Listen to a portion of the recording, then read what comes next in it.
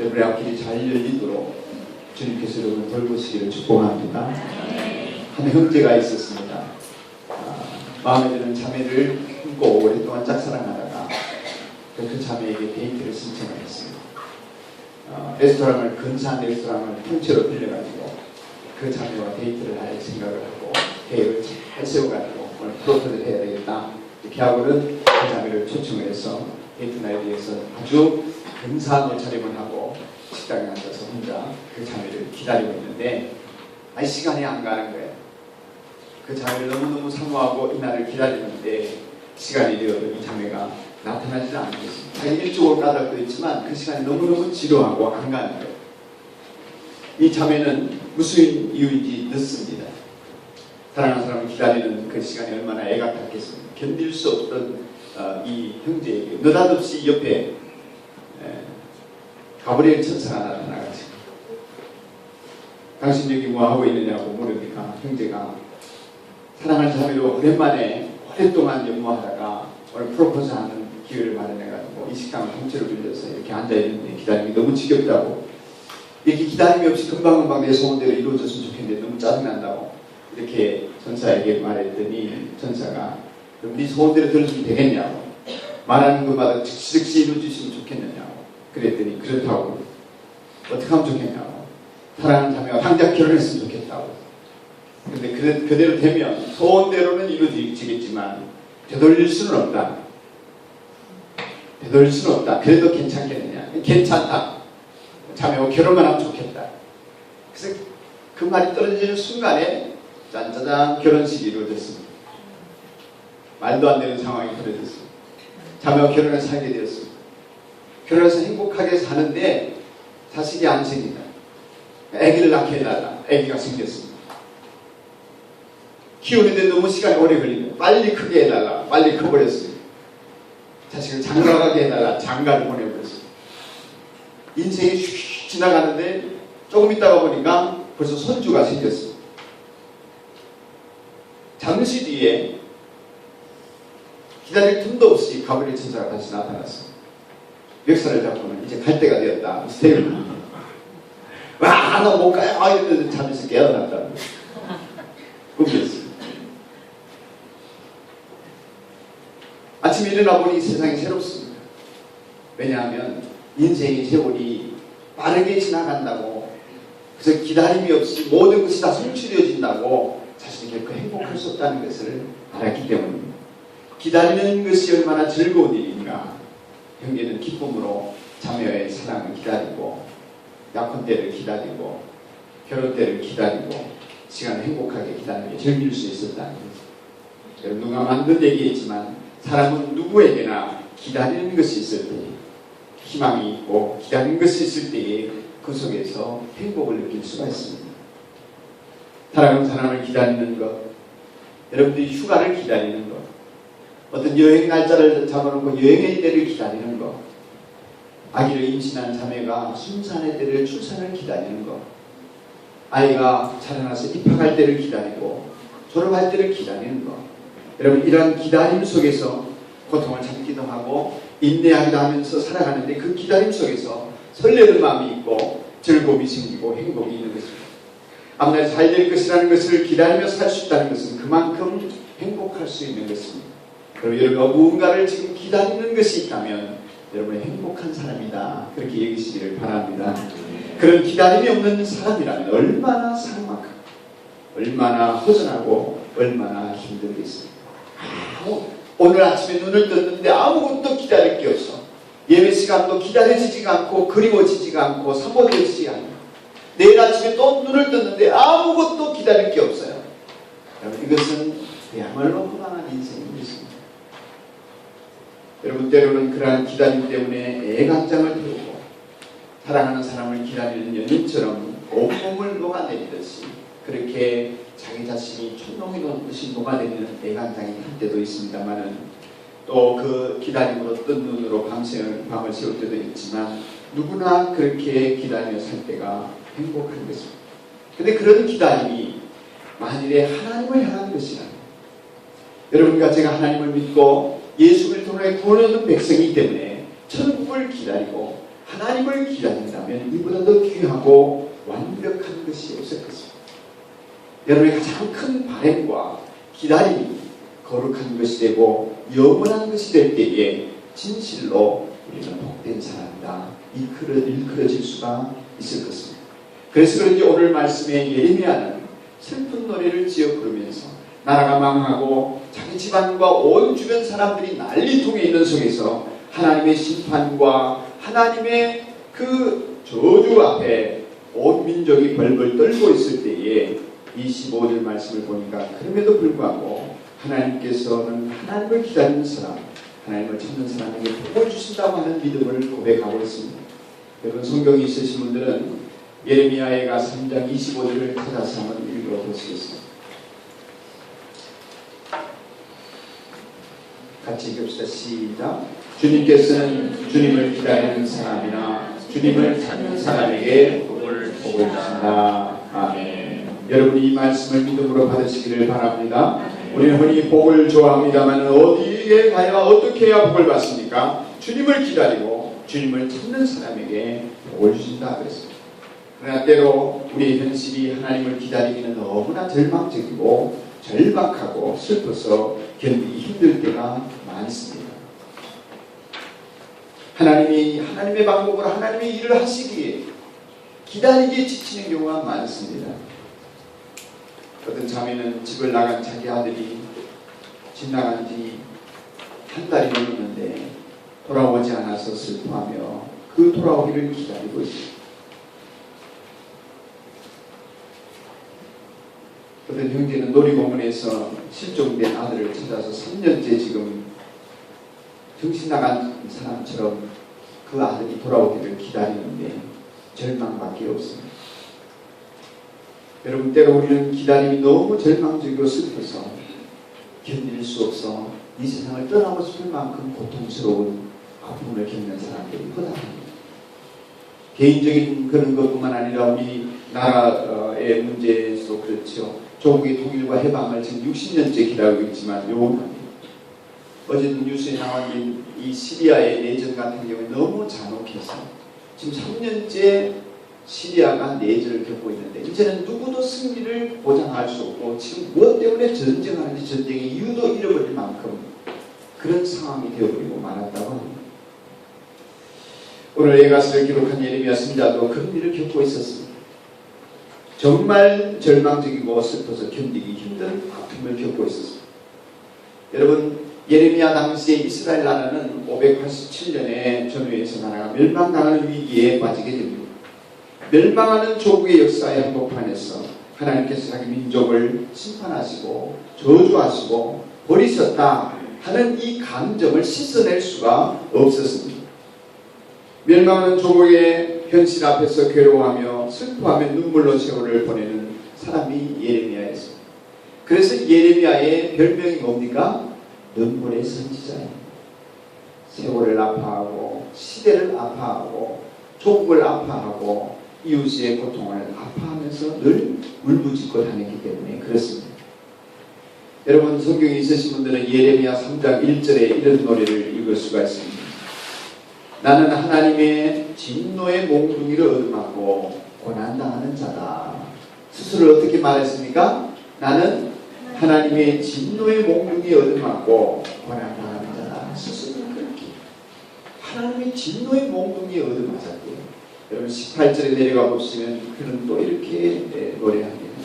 나오느니 탄식뿐이다. 이제 내게서는 찬란함도 사라지고 주님께 두었던 마지막 희망마저 사라졌다.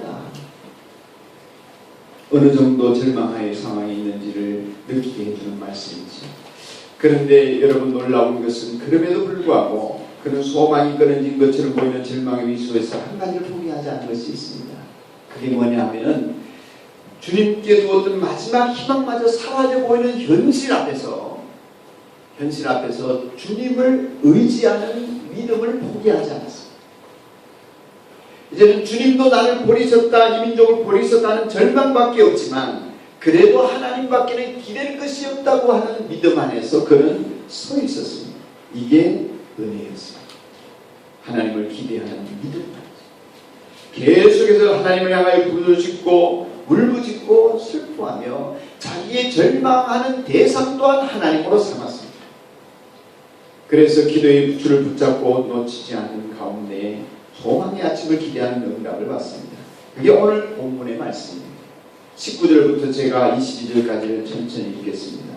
내가 겪은 그 고통, 쓴 쑥, 여러분 쑥이 얼마나 씁니까? 쓸개 저 마음 먹어봤습니다만 쓸개가 얼마나 굉장히 쓰다 보이죠. 담즙이 같은 그 고난을 잊지 못한다. 20절 같이 한번 읽읍시다. 시작.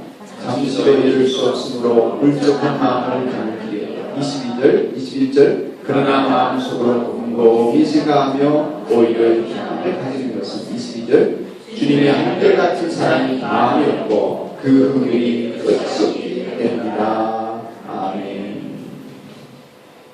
하나님을 바라보며 곰곰이 생각해 보니까 그래도 하나님에게 희망이 있는데 그 이유는 뭐냐면 이 절망적인 상황에서도 하나님이 우리에게 자비와 사랑을 베풀어 주실 것이라고 하는 것에 대한 신앙이 새로워지게 되는 것입니다. 하나님이 역사의 주관자이시고 우리 민족을 이렇게 심판하시면서 멸망시키는 것도 새로운 출발과 시작을 위한 과정에 불과하다고 하는 것을 느끼게 되는 것입니다. 절망하게 하시는 분도 하나님이시지만 희망을 주시는 분도 하나님일 수밖에 없다고 하는 마음의 확신이 들게 되는 것입니다. 예레미야는 하나님을 의지하는 믿음으로 곰곰이 기도하는 가운데 하나님이 어떤 분인지 분명히 알게 되었습니다. 하나님의 뜻이 어디 있는지 발견하게 된 것입니다. 하나님의 뜻이 여기 있다 확신하게 된 것입니다. 그 확신을 감정의 변화를 따라 그가 노래하는 속에 이렇게 나중에는 노래하게 됩니다. 32절을 내려가시죠. 그의 마음과 생각이 어떻게 바뀌었나. 32절 33절 시작. 주님께서 우리를 근심하게 하셔도 그 크신 사랑으로 우리를 근사히 여기신다. 우리를 괴롭히거나 근심하게 하는 것은 그분의 본심이 아니라. 할렐루야. 할렐루야. 여러분 우리가 일상생활 속에서 혹여 하나님으로부터 징계를 받거나 어떤 하나님으로부터 채찍을 받거나 하나님이 우리를 놓아셔서 이렇게 하기를 원하시고 저렇게 하시는 길을 알려주시고 그것 때문에 내가 인생이 어렵고 시련을 만나도 하나님이 내가 고통을 겪게 되는 것이 하나님의 본심이 아니라 나를 잘되게 하시는 것이 하나님의 본심임을 예레미야는 알게 된 것입니다. 여러분 이 하나님을 만나게 되기를 축원합니다. 우리가 근심하게 되고 우리가 괴롭힘을 당하게 되는 현실 앞에서 하나님은 나의 괴로움과 내 근심과 슬픔이 하나님의 본심이 아니라는 것. 하나님 여러분과 제가 어떻게 되기를 원하십니까? 잘 되기를 원하십니다. 아멘. 아멘. 하나님 우리가 잘 되기를 원하셔서 지금 가시밭길을 걷기도 하고 눈물 흘린 밥을 먹기도 한다고 하는 것을 예레미야는 깨달았습니다. 하나님의 본심을 확인하러 가나니 하나님의 본심은 사랑이요 긍휼이요 인애요 자비요 우리를 향한 평강이다 하는 것입니다. 하나님의 사랑과 이러한 긍휼하신 마음을 느꼈기에 예레미야는 확신하며 소망의 아침을 기다릴 수가 있었습니다.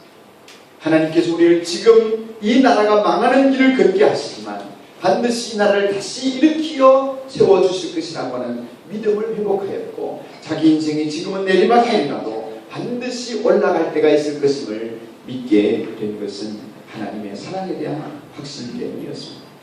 그래서 24절에 보시면 나는 늘 말하였다. 주님은 내가 가진 모든 것, 주님은 나의 희망. 과거에 가졌던 그 사랑을, 그 믿음을, 그 희망을 다시 선포하여 나가는 것을 볼 수가 있습니다. 사랑하는 여러분, 놀라운 사실은 예레미야에게 이렇게 소망을 확신시킨 그 하나님의 역사가 오늘 우리와도 함께 하신다는 것입니다. 그래도 괴로움과 고난의 와중에 희망이 있는 이유는 하나님이 나와 함께 하시고 하나님이 나를 사랑하신다고 하는 것을 내가 알 때에 그 은택을 누릴 수가 있는 것 같습니다. 그래서 성경의 몇 가지 예를 좀 살펴보겠습니다. 선호야 넘겨줄래? 같이 한번 읽겠습니다. 내가 세상에 부당한 대우를 받아도 희망을 잃는 이유가 뭐냐? 시작. 하나님께서 나의 원통함을 들어주시기 때문이다. 아멘. 여러분, 내가 세상에서 부당한 대우를 받을 때가 있어요, 없어요? 없으면 감사한 일이에요. 감사한 일이에요. 여러분들이 정말 부당한 대우를 받지 않고 사신다면 여러분 너무 행복한 사람들이에요. 하나님의 은혜를 특별히 입은 사람. 그러나 부당한 대우를 받아도 우리에게 희망이 있는 이유는 뭐냐면 하나님께서 나의 원통함을 어떻게 해준다? 들어주시기 때문에. 믿음의 아멘. 주님께서 나와 함께 하셔서 내 앞길이 잘 열리도록 나를 돌보신다. 지난 주간에 제가 그런 말씀을 드렸습니다. 창세기 39장 2절의 말씀. 여러분, 요셉은 억울한 누명을 썼습니다. 부당한 대우를 받았습니다. 그리고 나중에는 어떻게 되면 39장 후반에 가보면은 보디발의 아내에게 유혹을 받아가지고 같이 자자, 연애하자 이런데 거절했습니다. 요셉이 워낙 잘생겼지만 지조가 있는 남자라 유부녀하고 자지를 않았습니다. 그랬더니 보디발의 아내가 요셉을 모함을 해서 요셉이 감옥에 갇히게 된 것이죠. 창세기 39장 21절을 보면 요셉이 옥에 갇혔으나 주님께서 요셉과 함께 하시고 그에게 사랑을 더하사 간수장에게 은혜를 받게 하셨다고 했습니다. 사랑하는 여러분, 긍휼의 하나님, 자비의 하나님은 연민의 정을 가지고 부당하고 억울하게 옥에 갇힌 요셉에게 함께 하셔서 그에게 은혜를 입혀 주셨다고 했습니다. 그렇습니다. 오늘 우리가 하나님의 격려와 위로가 필요할 때에 하나님 우리를 만나주시고 우리 앞길이 잘 열리도록 우리를 도와주시는 분이심을 기억해야 할 것입니다. 여러분, 우리는 정말 부당한 대우를 받아서 억울할 때가 많습니다.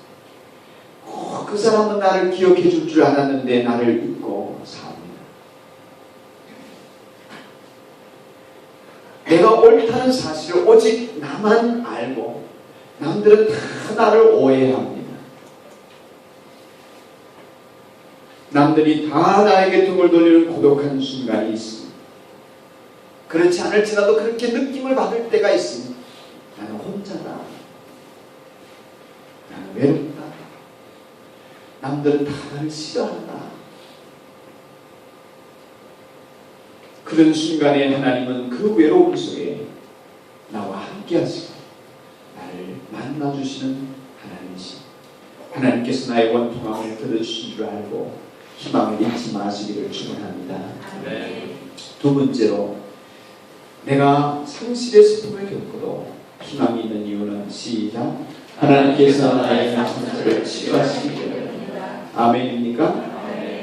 여러분, 정말 하나님의 사랑이 우리와 함께 하셔서 우리의 지난날에 씻을 수 없는 아픔과 고통들을 치유하시고 회복시키시는 은혜를 늘 허락하여 주십니다. 우리에게도 그렇지만 모압 여인 루스의 일생은 정말 하나님의 사랑과 자비가 없이는 해결할 수 없고 설명할 수 없는 일생을 살았습니다. 룻기스를 보면 룻이라고 하는 이 모압 여인이 이스라엘 유대 남자와 결혼했는데 남편이 금방 하늘나라에 가버리고 과부가 되게 됩니다. 남편을 잃고 자식도 없이 시어머니도 시아버지를 일찍 여했습니다.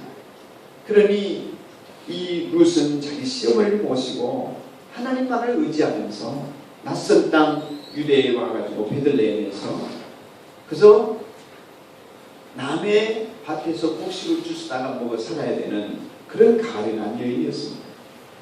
그렇지만 룻을 하나님께서 긍휼히 여주셔서 그에게 인생의 든든한 버팀목이 되는 보아스를 만나게 해주시고 하나님 룻의 모든 먹고 사는 문제를 해결해 주실 뿐만 아니라 룻을 통하여 마침내 위로하시되 룻이 다윗의 할머니가 되게 하시고 예수님의 조상이 되게 하시고 룻의 그 아픔과 고통을 하나님과 함께하는 믿음 가운데 서 있을 때에 들어주셔서 치료해 주시고 회복시켜 주시는 은혜를 누리게 해 주셨습니다. 그래서 우리 어린이들도 지난 주일에 마태복음 1장을 읽었지만 마태복음 1장에 보면 예수님의 족보가 쭉 나오는데 족보에 여자 이름은 원래 안 싣습니다. 근데 네 사람의 족보 이름에 여자 이름이 나오는데 그 가운데 룻이라는 여인도 나오게 된 것입니다. 그렇게 될 만큼 명예로운 여인이 되었습니다. 이처럼 하나님은 부드럽고 자상하게 전반부의 인생이 비록 힘들고 고통스러웠다 할지라도 주님 안에 기대고 주님을 의지하고 살아가는 인생들을 후반부에 반드시 회복시켜 가시고 그 잃어버렸던 것을 회복시켜서 복되게 엮어가시는 하나님이심을 루스는 우리에게 보여주고 또 그것을 우리에게 기대하게 해주는 것 같습니다. 오늘 여러분이 어떤 상실의 아픔이 있습니까? 남편을 잃어버리고 고향을 떠난 룻과 같은 아픔 속에 있다 할지라도 내 인생의 보아스가 되시는 예수님을 만나고 내 인생의 구원자 되신 예수님께서 회복시켜 주시고 보상해 주시며 하나님이 나와 함께 하실 때는 내 인생의 앞길이 잘 열리게 될 것이라고 하는 기대치를 우리가 잃어버리지 말아야겠습니다. 희망을 기다리고 희망 속에서 인내를 가지는 하나님의 사람들이 되시기를 주의 이름으로 축원합니다. 여러분 만일에 어떤 것을 잃어버린 아픔 속에 있고 상실의 괴로움 속에 있다 할지라도 하나님께서는 그 내 상처를 치유하시고 보상하시는 하나님이시라는 믿음 가운데 희망을 가지시기 바랍니다. 세 번째로 드릴 말씀은 내가 몸과 마음의 고통을 겪으며 절망 위기에 있을 때 희망이 있는 이유는 시작 하나님께서 나의 절망을 이기게 하시기 때문입니다. 나는 스스로 그 절망에서 벗어날 수가 없지만 나는 그 고통에서 벗어날 수가 없는 위기 앞에 있지만 하나님께서 나를 들어 안전한 바위 사이에 숨겨두시고 요새 속에 나를 두셔서 그 절망 속에서 승리의 때를 기다리게 하신 것 같습니다. 성경에 보면 욥보다 고날 많이 당하는 사람을 찾아보기 어렵습니다. 요즘 주변에도 그렇죠. 욥만큼 하나님 앞에서 이런저런 몸과 마음의 고통을 겪고 절망의 위기에 빠진 사람이 드문 것입니다. 욥은 그래서 하나님 앞에 자기 목숨을 끊어달라고 부탁을 할 만큼 절망을 했습니다. 당대의 의인이었고 대단한 부자였던 욥은 한순간에 재산도 있고 자식도 있고 건강마저 잃어서 만신창이했습니다. 혹독한 고통과 인생에 대한 절망으로 시달릴 때 몸과 마음은 너무나 고통스러워서 자신의 생애를 저주하고 태어난 날을 저주하고 죽음을 동경하게 되었습니다. 그러나 그 와중에 욥은 주님께서 나에게 생명과 사랑을 주시고 나를 돌보셔서 내 숨결까지 지켜주신다고 고백하면서 주님을 기다리는 마음을 잃어버리지 않습니다. 여러분 이해할 수 없는 시련이 찾아왔을지라도 하나님 우리를 여전히 보살피고 계시고 나를 잘되게 인도하신다는 사실을 믿고 갈 때에 그 악천후 속에서도 하나님은 여전히 사랑과 긍휼로 우리를 나는 지금 하나님을 느낄 수 없는 상황일지라도 하나님 여전히 내 손을 붙잡고 가신다고 하는 사실을 우리는 믿어야 하겠습니다. 이 사실을 믿는 자에게는 희망의 아침이 밝아오게 하나님이 역사하실 것입니다. 하나님의 긍휼하심과 성실하심을 체험하게 될 것입니다. 여러분이 지금 아픔을 겪고 있습니까? 몸이 아프거나 마음이 아프십니까? 그 절망이 너무 커서 나는 스스로가 헤어나올 수 없는 수렁에 빠져 있다고 느끼고 계십니까? 여러분 하나님이 계시다면 여러분에게는 희망이 있음을 믿으시기를 축원합니다. 하나님께서 이기게 하실 것입니다. 네 번째로 혹 내가 어떤 죄책감에 시달릴 때도 그 죄로 인한 무게가 너무 커서 나는 이제 용서받을 수 없는 죄인이다. 나는 도무지 이 죄책감 때문에 부끄러워서 내 인생을 살 수가 없다 할 때에도 희망이 있는 이유는 무엇입니까? 하나님께서 나의 죄의식을 사라지게 하시기 때문입니다. 아멘입니까? 여러분 다윗은 범죄하여서 하나님 앞에 죄의식으로 뼈아픈 눈물의 회개를 경험한 사람입니다. 그는 하나님과 사람 앞에서 죄의식 때문에 부끄러워서 왕으로서의 체면도 굳히고 남편으로서의 체면도 굳히고 한 인간으로서의 살아온 나날들이 너무나 괴로운 나날을 보내며 금식하며 기도했습니다.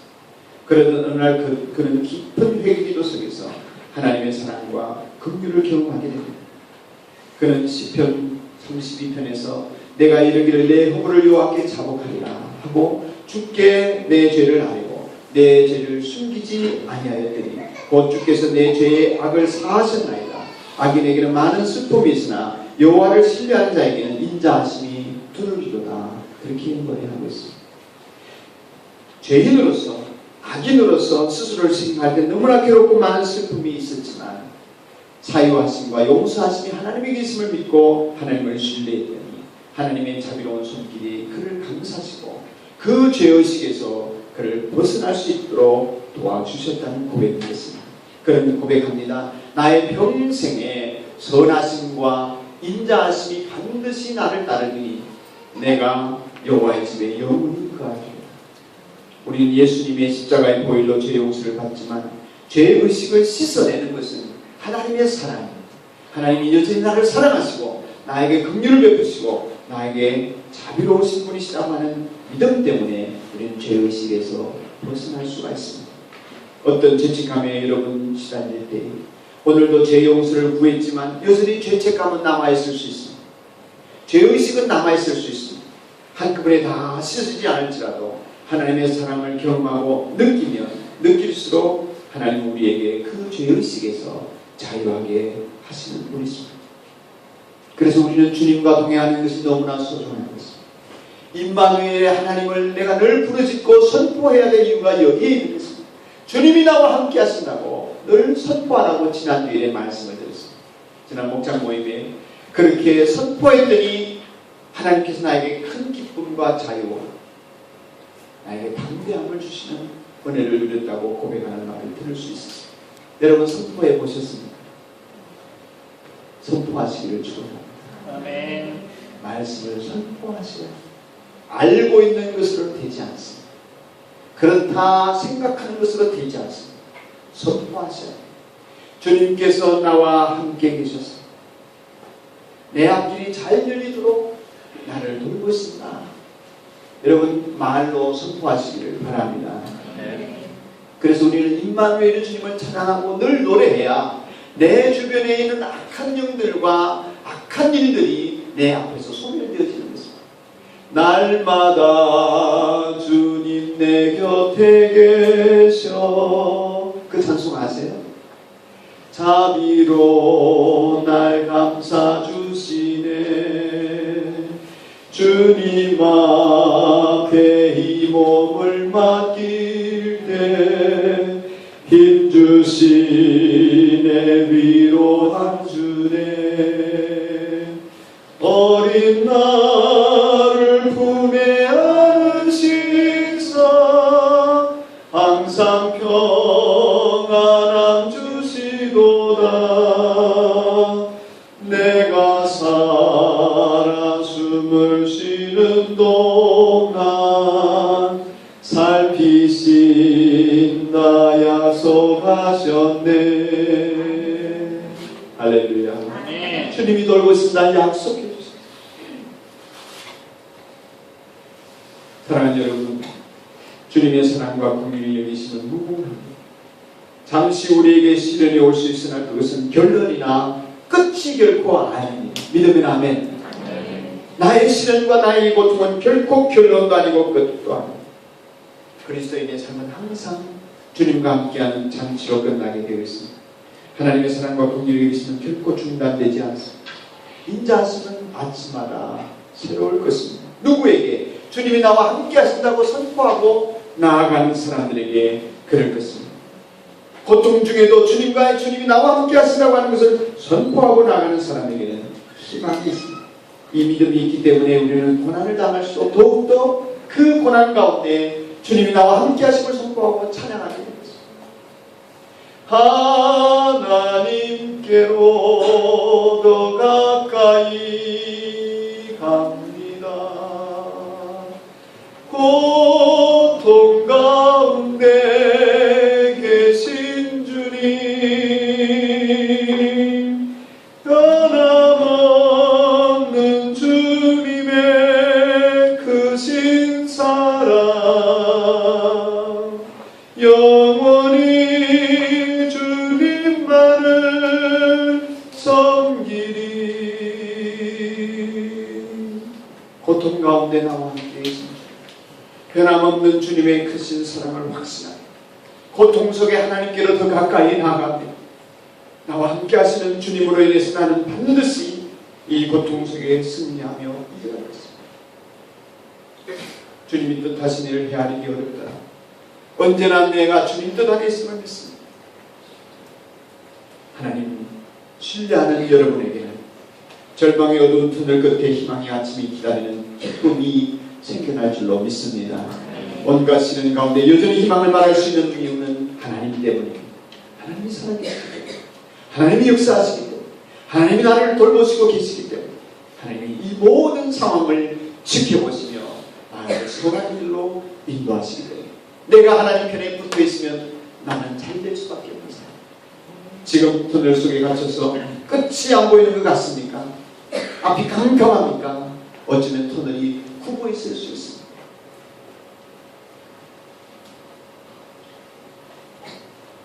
희망의 아침을 기대하며 기다리는 사람, 마침내 보게 될 하나님의 찬란한